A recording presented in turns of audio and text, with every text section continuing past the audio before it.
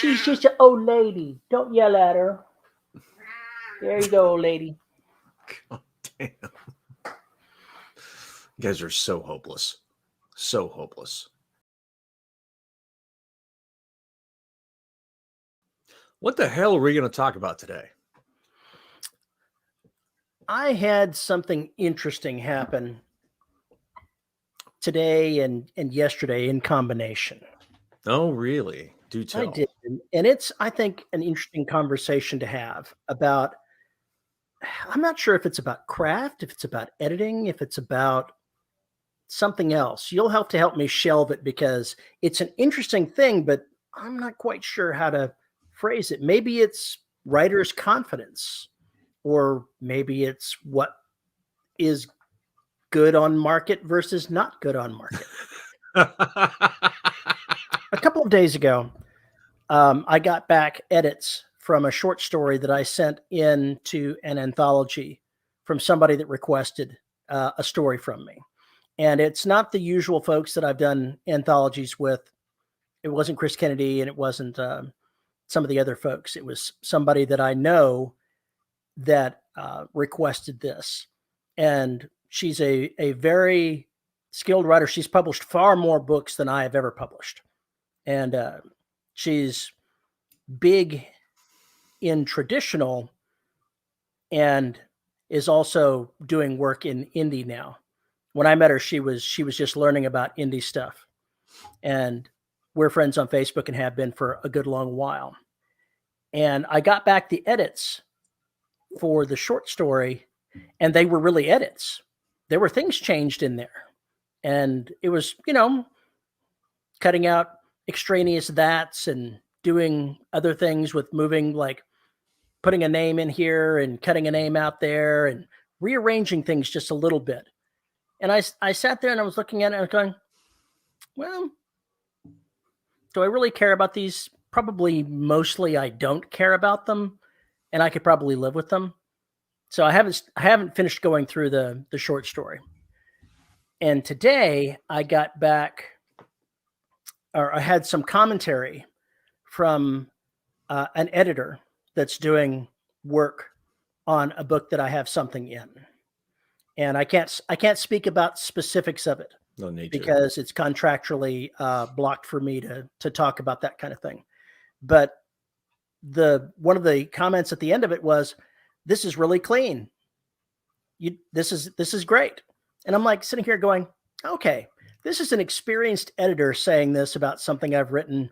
And then there's somebody else that's basically nips and cuts and bleeding all over a short story, which is accurate. Which both. And I'm sitting here. That's what I'm sitting here thinking is like, it's interesting how perspective changes for this sort of thing, and I wanted to bring that up as a subject because I'm sure they both have valid points of view, but they're different. Yes, very, very. Oh boy. Okay, the rearranging words thing, I do that with my own shit constantly. There's a reason. Some of us get into bad habits where the sentence has more words than it should. And if you rephrase it, it's more concise and more clean and more clear, especially if it's a place where you're trying to establish a character tag. That's pretty much, that's a lot of it right there. Yeah. Is moving the character tag from one place in the paragraph to a different place. Exactly. And that's what I got hammered on when I did stuff for Sigler. And in actuality, and looking at it, I was like, okay, I'm used to working more with literature where you can establish that because you have more careful readers. But he's absolutely right. If you're trying to write for somebody whose, education is, somewhere between 14 and 16 average reader skill or whatever you want to call it.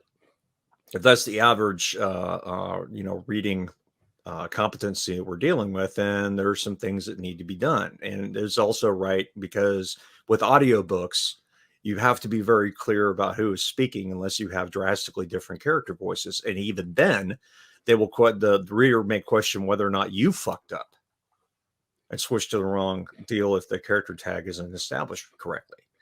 That's something I kind of had to learn, because I was used to burying the lead, and you could get it just by knowing who was talking if you were paying attention, but people didn't pay attention and got confused. So that's okay. I know better, and it's something I had to change. That kind of thing, those edits, yeah, that's not a bad deal. Those aren't bad at all. But I find most of those when I'm going through and cleaning things up and whacking things here and there, I find most of that stuff on my own. But I can see where you might be going, what the fuck? Well, it's not even really a what the fuck. It was the edits requested are relatively minor. Yeah. And I'm going to go through them and decide which ones I can agree with and which ones I think are irrelevant. And I will pick and choose which ones I accept. It goes back to Heinlein's rules. Only change a story when an editor is doing so and you're going to get paid for it, mm-hmm. is the basic rub. And the story's been accepted for the anthology. So I'll certainly consider editing as requested, and I'll see whether or not I agree with what is being said based on that, on what ends up in my final copy that I retain, that I'll end up publishing myself as part of a collection or solo at some point later. Well, that's the other thing, is if you do what the editor says for the collection, if you're gonna get the rights back relatively soon, just go ahead and eat the edits, because when you go ahead and publish it, you can put it back the way you wanted. In fact, you probably will, depending on if you're writing in somebody's universe, because you're going to have to strip off the serial numbers anyway. This is actually my own work. Oh, okay. It's another Zag the Bounty Hunter story. Oh, but it's not for the place where those usually go. Right. Usually those have been published in an expanding universe, but I came up with a story idea that I could use those characters in something different, so it's going to a different market. All right, that's a different problem domain.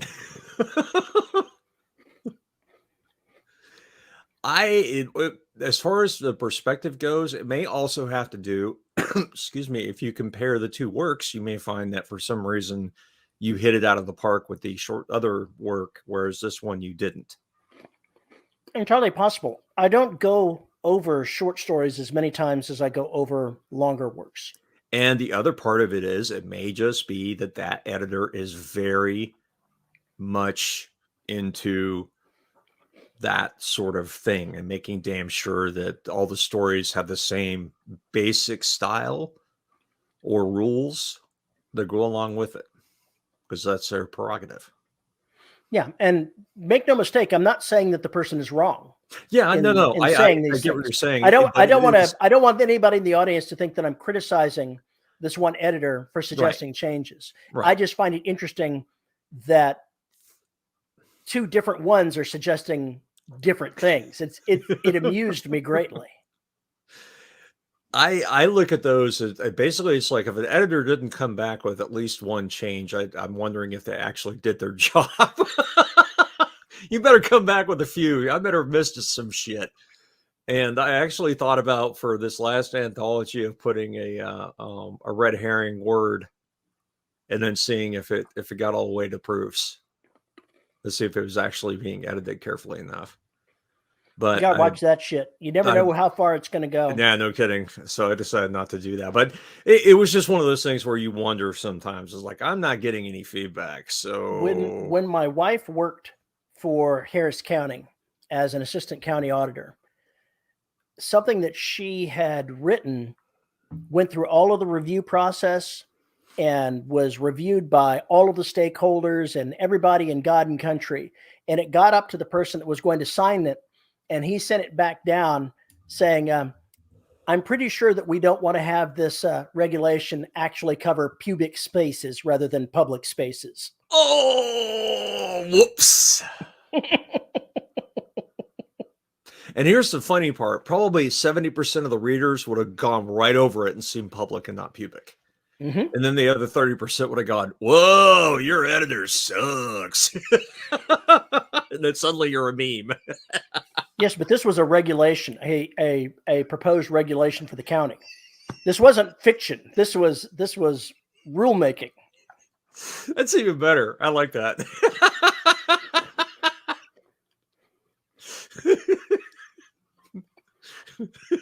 No loitering in pubic spaces. I'm sure. I don't know if this was financially rated, so I have absolutely no idea what it involved. But yeah, something like that. Oh shit! Oh, that'd be so bad. Pubic skull crossing. Pubic bridge. Yeah, okay, I'll drop that.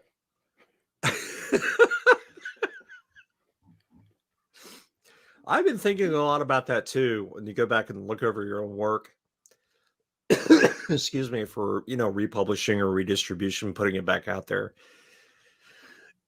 With the Black, as I go through some of that, I'm finding stuff. I'm like, how the fuck did I get away with that sentence? You just want to go back to 2015 or 14, whenever the book was released, and kick myself in the balls. But old you would not appreciate that. Probably not. Old me would have gone, oh, that sentence is fine, old you, fuck off. But no, not if he got kicked in the balls. He wouldn't even go, oh, and fall down on the floor. Old you would not appreciate this effort. You have totally destroyed the verisimilitude of this statement. You just wrecked it by trying to take it literally, you dick. There, I said it. That's what I think. Going through that and comparing it to later work is interesting and a little bit gratifying. And it's not that the old work is bad, it's just different. And I can see growth in my style and, taking a little bit more care with the sentences and not splatting it. Right now, I'm writing book 3 in the Imperial Marine saga. And it's been a bit since I've been in this universe. So I did something that I didn't normally do. And that is I went back and I reread the book that came before it to make sure that I had the plot of the characters all set up, the tone of how they were. And I made word changes just about every 3-4 paragraphs, very minor ones. And occasionally I'd find an actual error and I'd fix it. But mostly it's like, I could tweak this and it would sound a little bit better.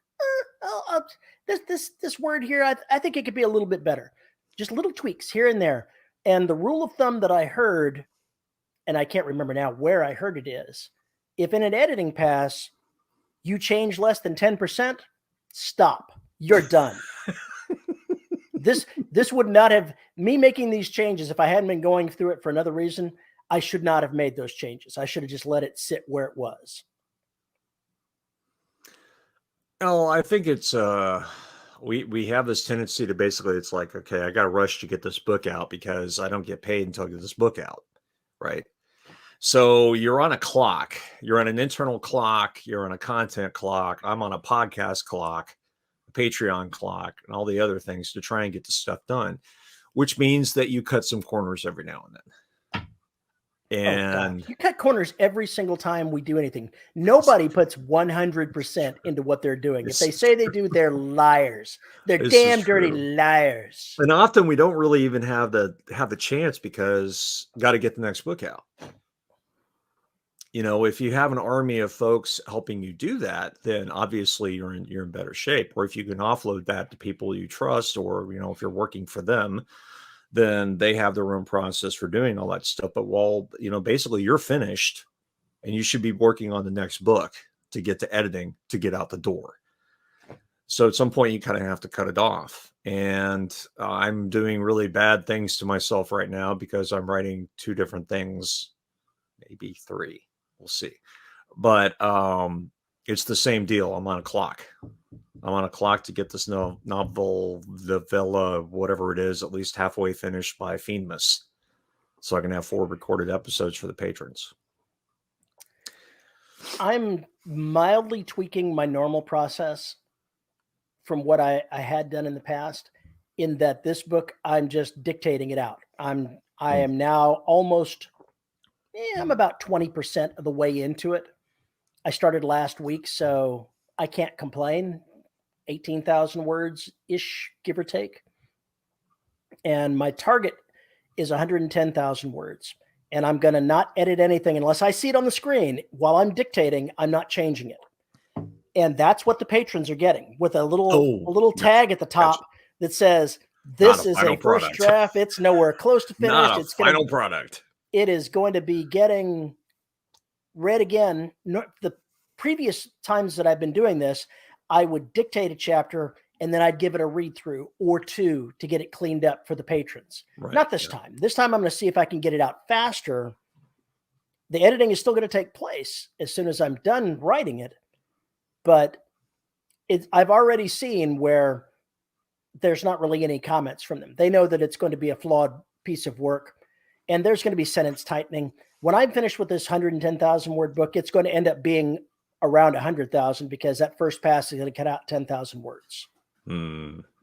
That's the way it works. I already know how this works. I know how I am. I know what I'm like. That's why I'm aiming for 110 instead of 100 because I know how this works.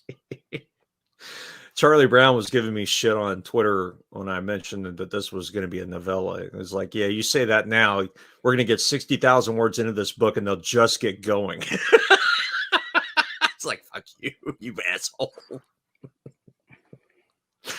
He's like, this novella will turn into 3 Tell him books. You're putting a canon in it. Oh, God. That's actually possible. That's actually possible with where these characters are. That is entirely possible. I'll have to research that. There was a World War I wreck there that I may do something with.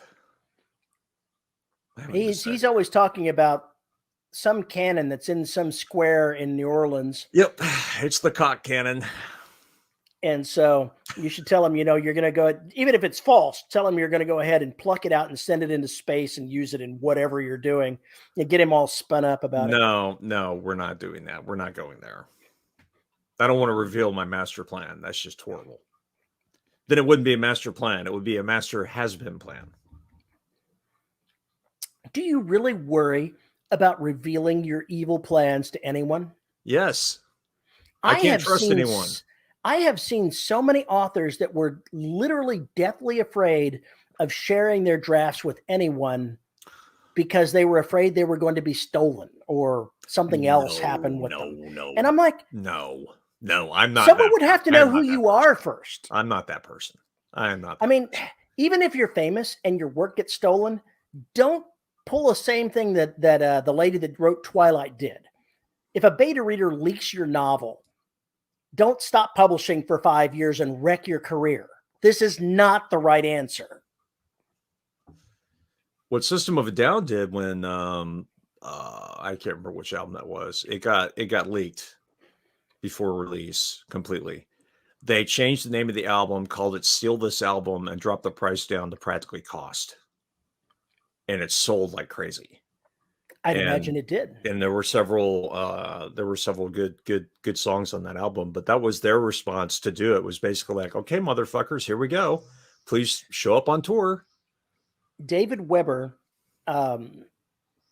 used to, anyway, they would publish what they call snippets of the novels before they came out. I forget exactly what website it was, but every couple of days they'd publish a chapter of a work until they got to about 70%. And that would be about the release date.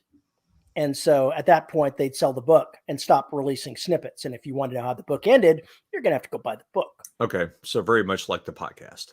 And inadvertently, one time, he posted the entire novel instead of a chapter. He caught it after a bit, but now the novel was out in the wild.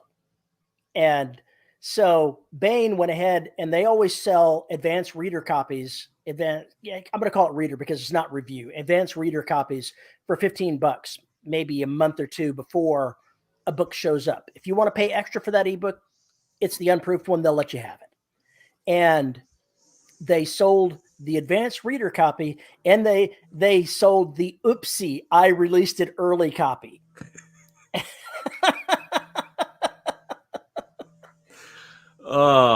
Yeah, threatening people and grousing about it just is not going to help you. You just kind of have to roll with it. Just suck it up and roll with it. It happened. If anything, it's actually going to help your notoriety because you can post about it and then people will see that and that might get retweeted and everything else. And it might actually bring you some attention. If you put yourself out in a public space in a negative way. Like, oh God, who is the woman that did the Twilight stuff? Stephanie Meyer. Yeah. Like Stephanie Meyer did, and just chew up the scenery because somebody leaked your book and then go off in a huff and never publish anything for 5 years.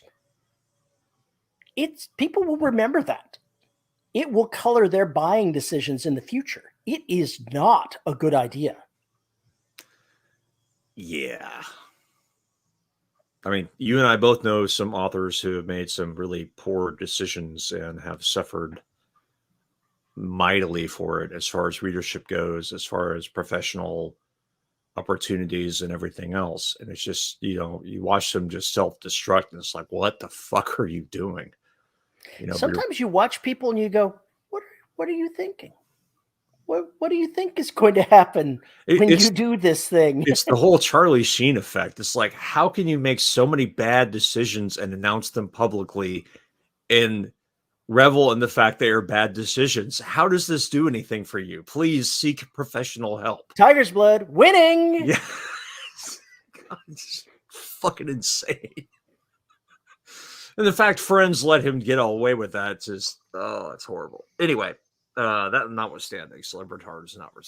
Sometimes you live in a bubble and you don't realize how far you've drifted away from what's acceptable because the people in your bubble don't say anything to you. And I've seen it happen before with people that only talk to those that share their own opinions. And then they publish something that's out in the mainstream and they are shocked that there are dissenting views.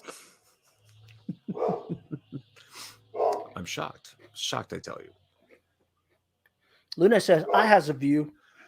Luna says the lawn guys are around the corner and I don't like them. I was going to chew them up, Dad. Yeah, I want them to know that I'm here to chew them a new, whatchamacallit, if that ever comes up. Should it ever come up. If that should ever happen. I don't know. Anyway. It's very interesting to watch when you've been in a public space professionally and you watch what other people are doing and watch what the successful people do. It's interesting. Although to say that you can't be controversial and still be successful is not true, but there's a method to the madness. And I'm going to go ahead and bring up Larry Correia here. Are you familiar with him? Never heard of him. Okay. He's one of the Bain authors, and he has a very opinionated social media stance on Facebook. He is not shy about tearing up anybody or anything that he disagrees with on there. But I met him at 20 Books. He was there, and I went to the panel that he and Michael Faulkner were on, where they were where Bain editor Tony Weisskopf was the moderator, and they were talking about social media, or Larry Correia yells at people on Facebook, "Why can't I?" And that was actually the entire workshop was talking about those two, which I think he's on the process of trying to earn his 9th 30-day ban. And he said that while he does tear things up on Facebook, he actually has he takes his own behavior into account, and he doesn't do it when there's about to be a release happening that he needs to be on social media. And when he does something that gets himself the 30-day ban, when he comes back, he uses it to energize his base by being snarky. He says he doesn't come at this stuff with being angry. He says, if you're posting angry, you're doing it wrong.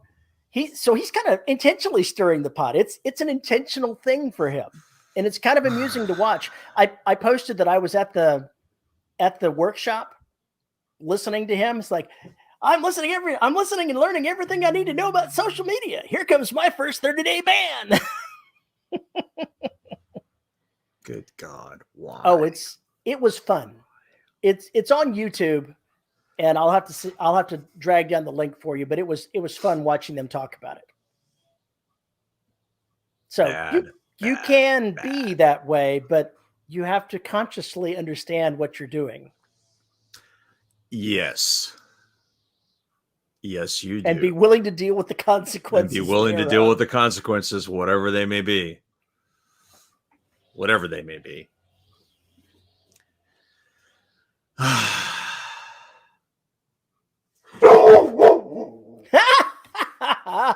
Scare hell out of Paul.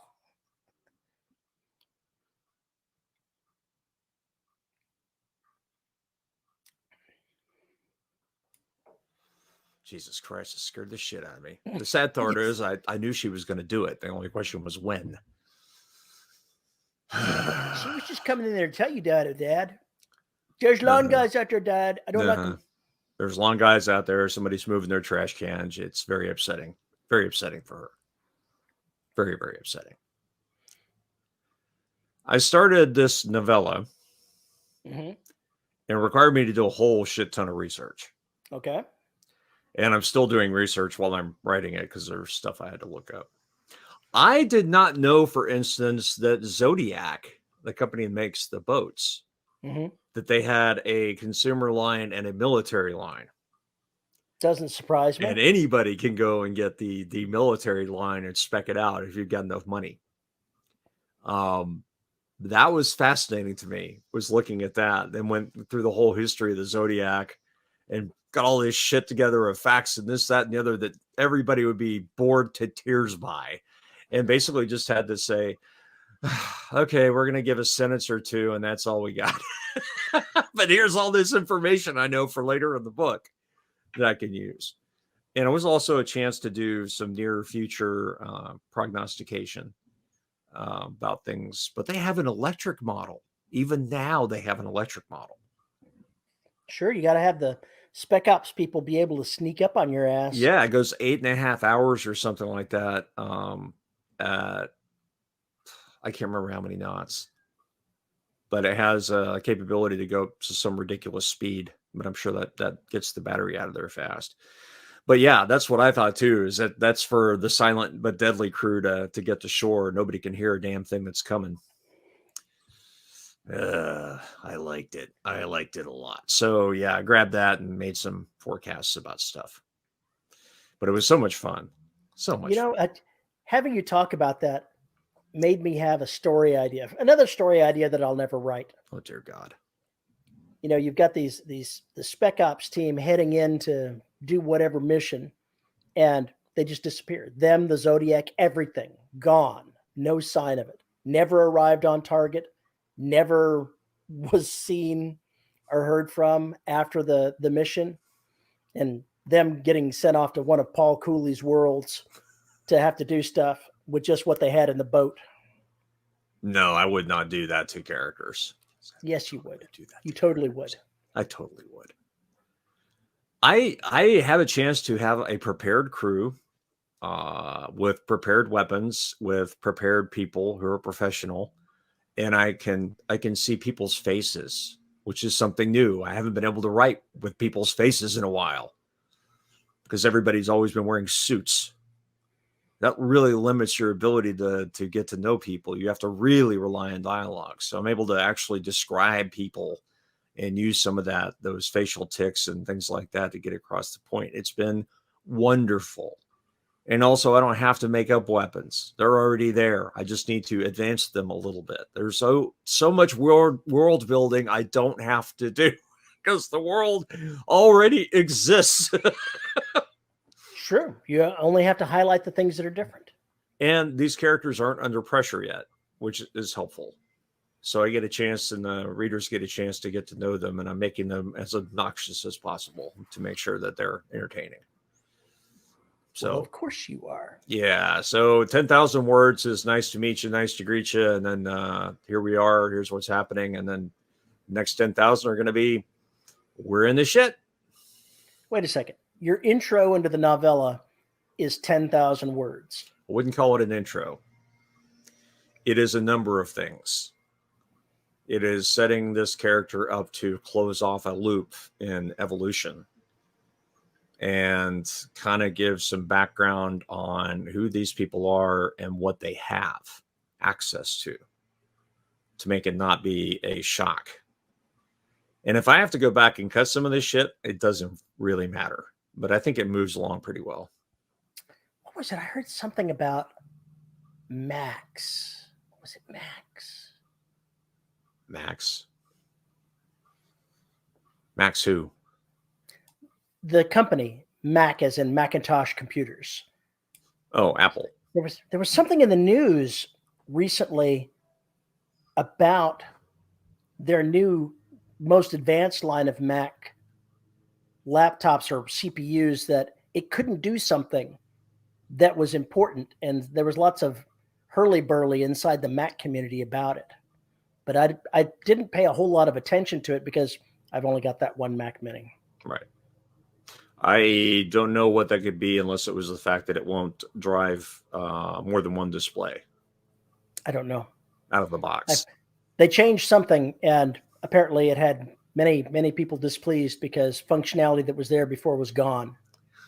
Yeah, and then they put some functionality back. It's whatever. They're going to do whatever they do. It's going to be a long time before I can afford a new computer, let alone a new laptop. But I know that I will not be getting an Apple machine unless there's a viable Linux distribution for it that runs on the M1, because there isn't one right now. Well, there is one that runs, but it's not reliable. So they'll keep working on it. Maybe a year or two, they'll have a Linux distro full featured that I can run on that kind of hardware. But I think I will be going to, when it comes time to get a laptop, I will try and get the one from the company in Colorado, whose name I forget, but they do all their assembly and everything else there. They don't outsource it. The stuff's a little expensive, but it's really great components, and the support is apparently phenomenal. So that's what I'll be doing. But I don't have that kind of money to even think about that right now. Nor do I need it. Yeah, I know how that is. I went up to Amazon to check the rating for Trident, which I do every couple of days just to see how bad the sales are, and they're awful. But I noticed in my reviews, I have like a 4.6 or 4.7, and there's one star review. There usually is. And I haven't looked at it yet. And I'm like, I'm just not sure my ego can take that right. I think I'll let that one go. 46 good ones, I'll take them. Yeah. Reading reviews is doing the devil's work. Don't fall for that trap. It's just really hilarious because maybe somebody's like, I bought this book and I have no idea what's going on. It's like, did you not Did not come with 24 ounces of sausage as advertised. Yeah, there you go. Yeah. It was not the 50 gallons of lube I ordered.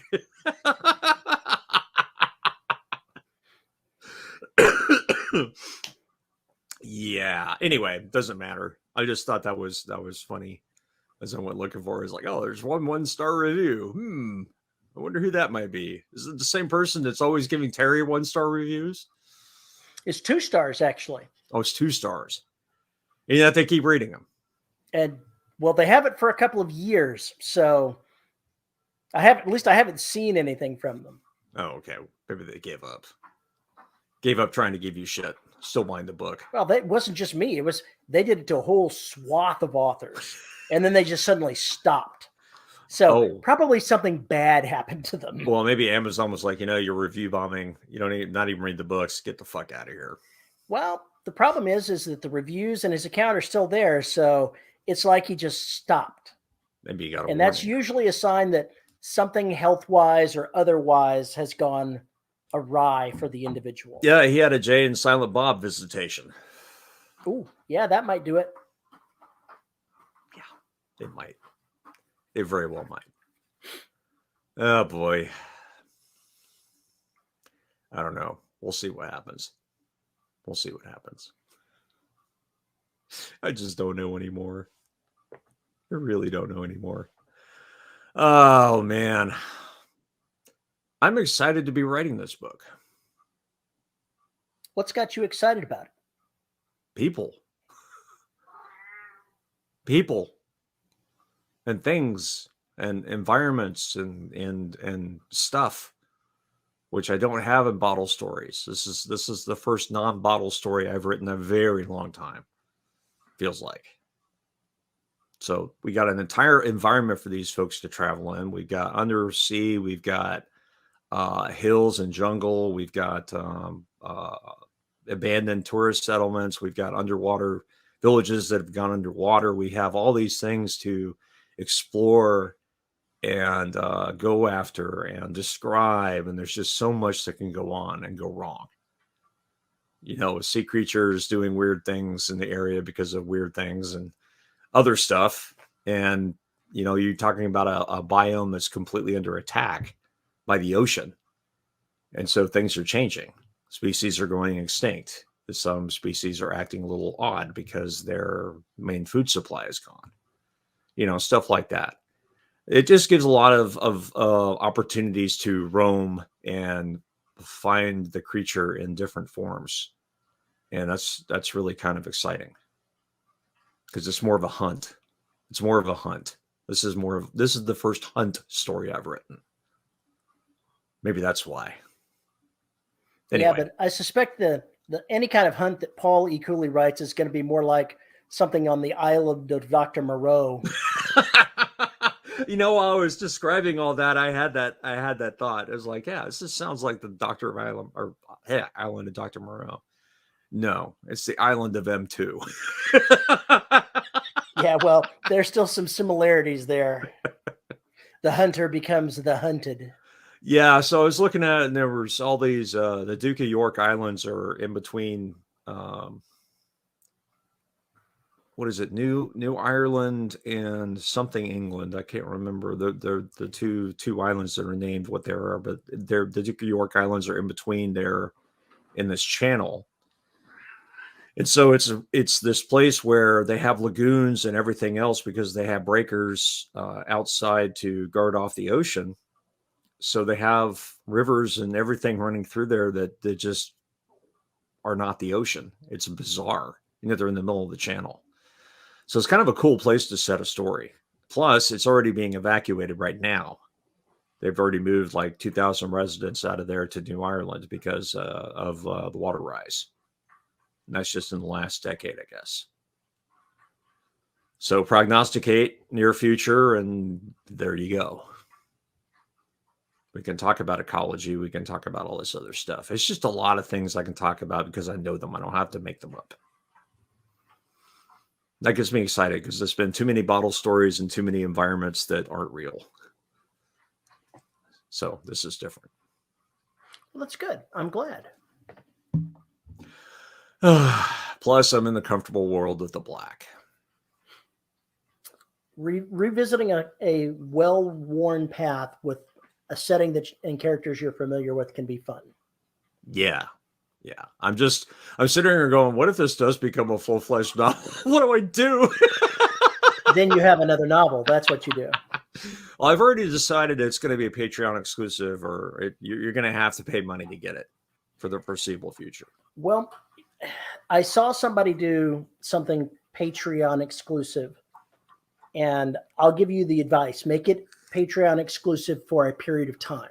Mm-hmm. Don't make it forever, or then you'll never be able to use it. No. I'm not going to do that. I'm going to basically say, you guys are going to get this because it's not going to be published or aired for a long time. Because technically, I can't put this story out there until Evolution is published. So the only people who can really get it are going to be people who are podcast fans and Patreon fans. And they'll get the audiobook in pieces. So that's what my plan is for now, anyway. Okay. If it drags people in for like 2 months into Patreon to listen to all the episodes, so what? That's $4 or whatever that wasn't going to make otherwise. So I'm more than happy for that to happen. I just got to finish the goddamn thing, and I got to finish the other goddamn book, and I got to finish all this shit so I can get back to doing other things and figuring out how I'm going to pay taxes next year. Don't worry. I'm sure Uncle Sam will help you. Oh, yeah. I'm sure. Absolutely. The book that I'm currently working on it's proceeding much like my usual stuff. I'm getting near a quarter of the way and I finally got my feet under me. It seems like the first quarter of the book is usually taking what happened in the last book and dealing with the consequences and introducing the characters to a new setting or a new set of circumstances. So that's done and things are about to happen. And I was like, I was going to write yesterday, but I was like, I'm just not feeling it. I'm just not feeling it. So I took it off and I did other things. And then late in the day, I was like, oh, I can do this one thing to this one character. And that's going to set me up for at least another 4 or 5 things and have implications on what takes place later in the book. And I was like, okay, well, that's why I wasn't feeling ready to write. There was a piece missing. Now I've got the piece. Ah, yes. That. If it feels like I'm just writing and I'm like, okay, I'm bridging between something and something else, I need to do something. Yeah. You have to have action and things have to progress. You have to feel like you're moving forward all the way through. Well, in this case, it's not so much I was doing something action-wise. It's an event that was not foreseen by anybody, all the way up to and including the author, yet makes complete and utter sense to have happened. I gotcha. Those are the moments those are the reasons we write. Because I think intuitively we know a lot of the events that are going to happen, but every once in a while, some problem gets untied by creating a problem. And those are the moments of serendipity where it's like, God, it feels so good to be a writer. And you sit there and you think, man, my imagination is pretty goddamn good. I can say without any fear of contradiction that when the readers get their hands on this novel, they will look at this thing that I have added and go, aha, there's that clever author. That was his plan the entire time. This is what he was doing to set up the entire ending of this series, of this particular novel, and bleed over into the rest of the books in the series. Obviously, this was planned, and he's been waiting to get to this moment for books. Yeah, no, I thought of it last night. Yeah. That's exactly how I got into writing this novella, which I wanted to do. I just didn't know how to do it. And all it did was it took a little research and go, fuck it. Does anybody got care? Let's just write the goddamn thing. So I had to go back to the Black and the ending and go, okay, we didn't give enough detail about what else was going on the rig because we didn't see it. So this could happen. And now I have to decide if I'm going to write that as the prologue of what happens to get M2 off of Leaguer. See, I'm going to throw a spoiler here. Spoiler tag in right now. If you're listening to this, I am about to spoil an element of the upcoming book 3 in the Imperial Marine saga. So you've been warned. You've been warned. If you keep listening, you have only yourselves to blame. But what was I saying before I got catted? I have no idea. Talking about I was moving along with this characters, trying to figure out where they're going, and suddenly the idea of just inserting this bit of information to answer her question of where they're going and what they might find there in a way that just stirs the pot to mind. And I can use this throughout the entire book and future books in this series. And it's all ad lib. It's all impromptu. And that's so much of what I write. Like I said, that's part of what makes it so much fun is when you have those moments when you're like, aha. You know, when I figured out how the gravity drives were going to work in Derelict, when I finally figured out how all that was going to come together, it was just like you suddenly have the blinders lifted and everything comes into focus and it all clicks and you're like, son of a bitch. I set all this up and I had no idea how it was going to come together. Do you think plotters do this when they're outlining? Do they come up with these ideas when they're outlining? I imagine some of them that are really experienced with it do, but I bet you there's still these moments they did not foresee as they're writing that are like, oh, that's a good idea to put here, or hey, I can drop this part of the outline by putting this here. maybe that's going to work better, and I can still jump back to these other events. It's impossible to say. I know there are all kinds. There are people who just write from their gut and have no idea where the fuck they're going. And then you got people who are extremely anal retentive about having everything planned out in advance. Even pseudo dialogue. You've got the people that think they know everything, and in many cases do know everything. Let's take Gandalf, the wizard, for an example. He thinks he's pretty much in control of what's going on, right until the hobbits get there. Merry and Pippin, things he did not plan on. Lots of things he didn't plan on. Yes. That's it. I'm saying that you can introduce chaos that the best prepared cannot prepare for. Yeah, the unknown unknowns. Yeah. Yeah, those are the moments when you don't see it coming. If the writer doesn't see it coming, the audience isn't going to see it coming either. I suspect that's one of the reasons that I get so many people saying that what I write is original and unexpected, because I'm telling the story that occurs to me as I'm writing it. And so if, like you said, if I don't see it coming, they sure as hell aren't going to see it coming. No. It changes things. It really changes you know, how you're putting things together. But I think personally that if you're not having those moments, you're doing it wrong. And if you're not allowing those moments to happen, you're doing it wrong. Sometimes they derail me, these thoughts, and it's like, oh, that would be a really cool idea. And then I start digging down into it, and it's like, no, this really isn't the way to go. But most of the time, they are these little knot unties that I didn't realize the knot was even there, but somehow my brain knew and had been working on it. Yeah, there are moments like that, but it's more for me. If I'm getting bored, I'm looking for something to introduce to shake things up. And I can't let things go too long without there being some kind of conflict or shakeup. And when I do get that shakeup, I like, oh, hey, here's this idea, like the one that I just mentioned, I throw in there. I have no idea what the implications are going to be.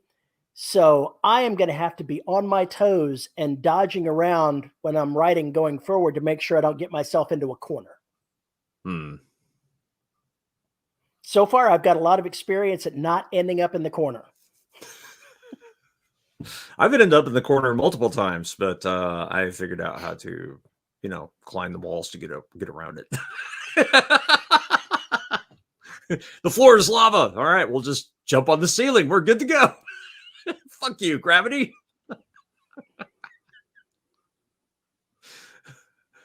While I was writing today, I had to describe how something on this ship works.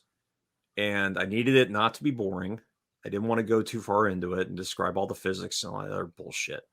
But the way I made it, drew focus to it, and trying to keep the audience from getting bored, is we're seeing this through a character who's seeing everything for the first time, doesn't know these people, and two of the people are working together who obviously have known each other for a very long time. Their entire relationship is built around insulting one another. Mm-hmm. So while they're lifting this crate, we get to hear, well, there's this other dialogue going on about something else. I'm interspersing it with funny exchanges between these two characters, trying to break up everything, because I still need the audience to know this stuff about the boat, because I know it's going to be important later. I don't know how it's going to be important later, but I know it's going to be important later. Yep. So that's why it's there. And if I need to take it out later, who cares? But I wanted to get it down, if nothing else, so I knew how it worked. So when I come back to it, if it doesn't work that way, then maybe we need to rethink how this thing functions. Yep. I do understand that, even though I almost never remove anything. I pretty much, if I make a decision, I have to find a way to make the story live with what I've done and deal with the consequences, because I'm not going to pull it out. I do that more often than not. It's sometimes it's extremely difficult to get that square peg to go in that round hole. And then you have to decide, well, maybe I need a square hole. And you have to change how that fits together because the puzzle pieces don't fit. So maybe you have to reshape them a little bit. There's a story about William Shatner when he was doing live television. He was doing a murder mystery. Oh, yeah. You've told the story before. I've told the story before, but he goes to retrieve the gun from the mantelpiece in the bag and finds a sandwich instead. And you're on the spot. You got to do something. So he then puts the sandwich down and goes and strangles the person that he's supposed to kill rather than shooting them. Yes. That's always fun to have the character make a big deal about how this big badass weapon is going to do all this damage and everything else, and then have it malfunction immediately. Never even get off a shot. And then the characters have to make shit up as they go along while somebody tries to repair the massive weapon. Good conflict. Always easy target. Easy one to do. They get out the big motherfucking gun and discover they've got the wrong ammunition. Or, yeah, maybe it doesn't even have to be as drastic as that. Maybe it's just the battery was drained or the person operating it fucked up when they loaded it. There's some kind of computer fault with it because it was put together hastily. And you've already established early in the book that nothing this company makes works. There was a story that I read was one of these time travel stories with people going back from the future into the past and changing events in the past. And he was involved in battle in England and Ireland and Scotland during these books. And at one of the points, there's a fight going on, and he's inside a bunch of wagons that have been squared up. They've got miniature cannons that they can use to shoot and cover it like little forts, but they can't find any ammunition for it.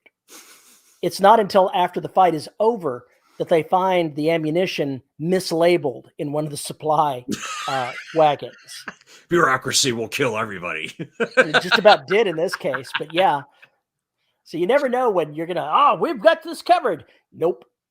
No, we do not. Best laid plans. Yeah, you have this great plan to do this with your ship or your boat or your car or whatever else, and then it gets wrecked. Or something doesn't work. The engine breaks. Some unforeseen circumstance comes in. Weather, anything. They come in and just absolutely wreck the plans. And then you have to go to plan B, even if there wasn't a plan B. And if they had a plan B, fuck that up for them too. That's how you build suspense right there. You have all this shit go wrong. Or that's really Thriller. Sorry, Thriller.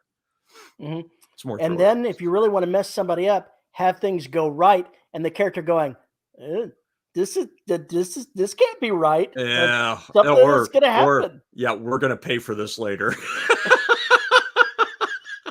That was a good bit of luck. Yeah, we're fucked.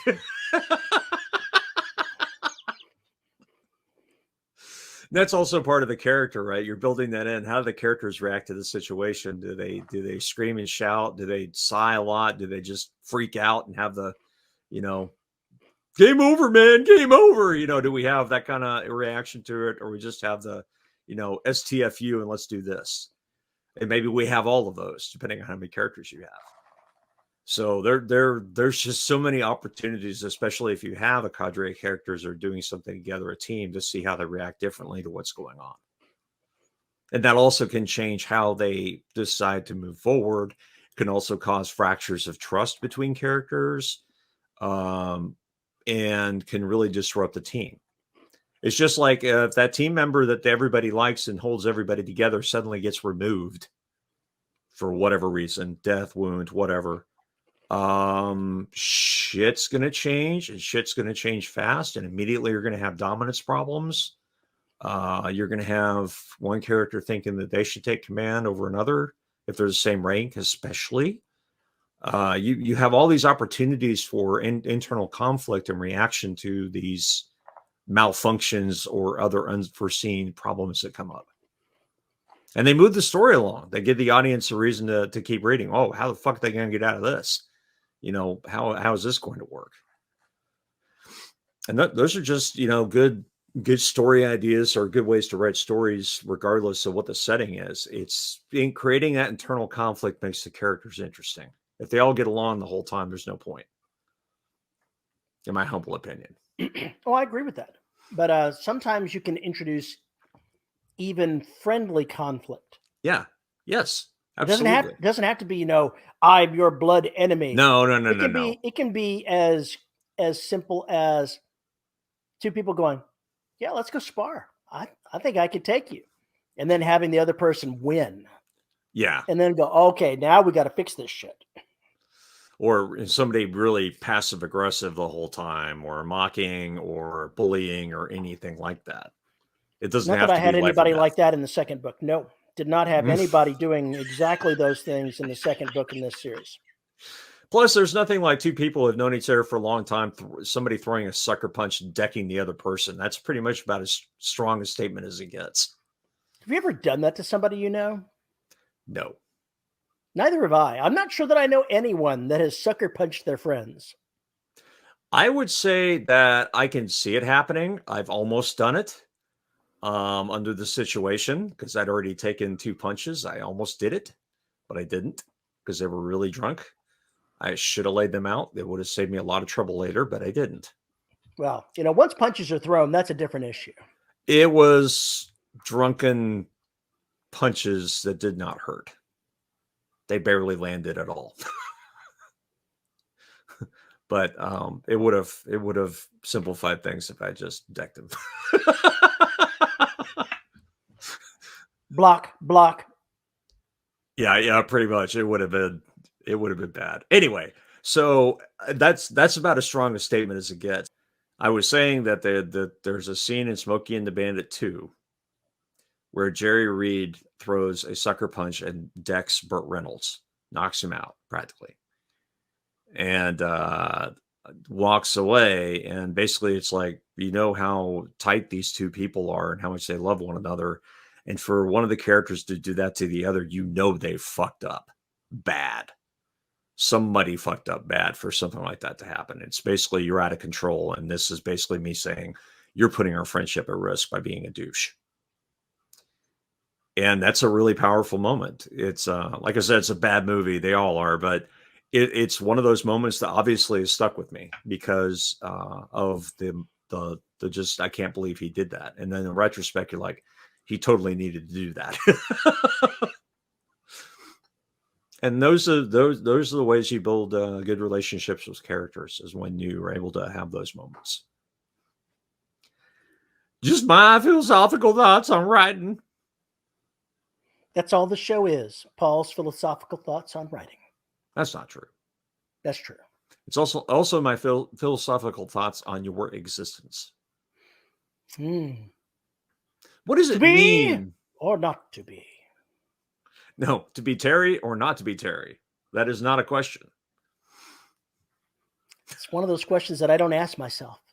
There's a good reason for that. You're the Terry. You just kind of have to be Terry. Got to suck it up. It's a terrible thing. Awful thing. Oh boy.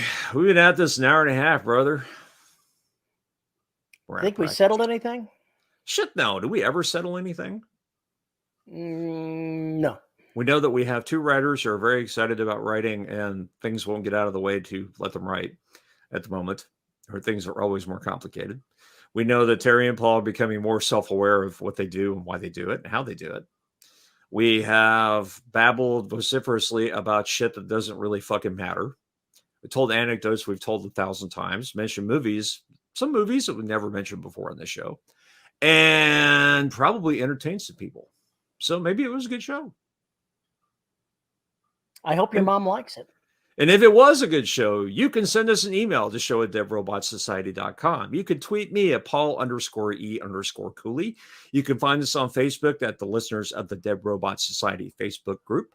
You can find us on YouTube at youtube.com/DRS podcast to see our ugly mugs and way too damn many cats. We have to thank our wonderful host, pod hoster, who makes all 14 bazillion episodes of the Dev Robot Society available for your ear holes. And if you want to support the show, you can find us at patreon.com/DRS podcast, where for as little as $1 a month, you can get access to exclusive live shows, unexpurgated and mostly unedited whole shows, since we record this thing in one shot. Usually it's 2 hours of crazy, but so what else is new?